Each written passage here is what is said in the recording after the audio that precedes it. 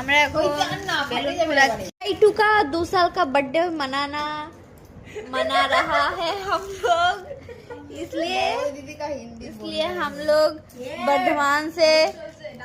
बर्धमान से हावड़ा आया। ব্লগের শুরুটা তো বুনোই করে দিয়েছে। দেখো ভাইয়ের জন্য কত কিছু রান্না হয়েছে।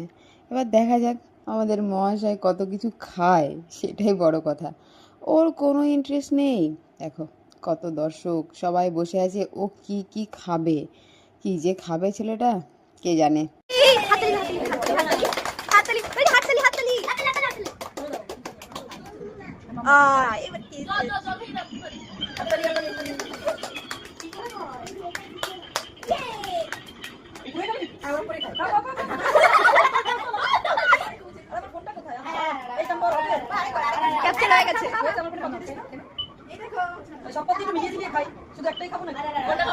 कोई আবার খাও।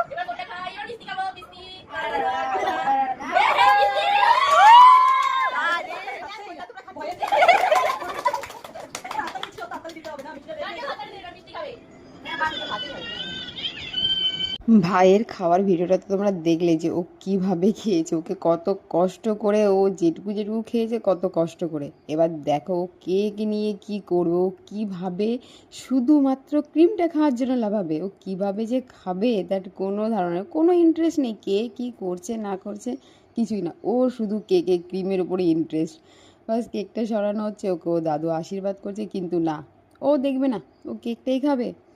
এইভাবে ভাইয়ের ছোট্ট একটা বার্থডে সেলিব্রেশন হলো, খুব খুব মজা হয়েছে, ওরও খুব আনন্দ হয়েছে দেখে, ও শুধু কেকই দেখছে। দেখো ভাইয়ের বার্থডে ডেকোরেশনটা আমরা সবাই মিলেই করেছিলাম। তো রাতের বেলা আমাদের কী ভুচে পেয়েছে আমরা জানি না, তো আমরা ভাবছি চিকেন কাবাব করবো, চলো নিজেরা আগুন টাগুন ধরিয়ে সবই তো আছে, রাতের বেলা করে নেবো, কোনো অসুবিধা নেই।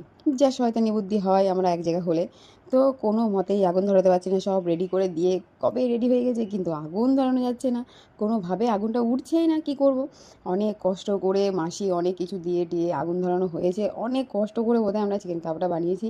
কত রাত হয়ে গেছে, সব এদিক ওদিক করছে, কি কখন আগুন ধরবে, কি করে ধরাবে, কেন ধরছে না, কিছুই ঠিক নেই। এদিকে ভাই রীতিমতো কোনো ঘুম নেই, অনেক রাত হয়ে গেছে, কিন্তু ওর মস্তি করতে হবে। ও রীতিমতো দিদিদের সাথে আমাদের সাথে রীতিমতো ও আর কি করছে, খেলছে টেলছে মজা করছে, ওর যে কী আনন্দ হচ্ছে তার কোনো ঠিকানা নেই। তো অনেক কষ্ট করে ফাইনালি আমরা করতে পেরেছি, খেতেও পেরেছি, খেতেও খুব ভালো ছিল। যা কষ্টের ফল তো ভালোই হয়, তো ভালোভাবে হয়ে গেছে। সবাই রাত 1:30-2টোর সময় খেয়েছে, খেয়ে দিয়ে তারপরে শুতে গেছে। তো আজকে দিনটা আমাদের এইভাবেই কাটলো, খুব খুব মজা হয়েছে, ভাইয়ের বার্থডেতে মজা হয়েছে, আমরা রাতে মজা করেছি। ভালো লাগলে একটা লাইক করে দিও, ওকে, টাটা।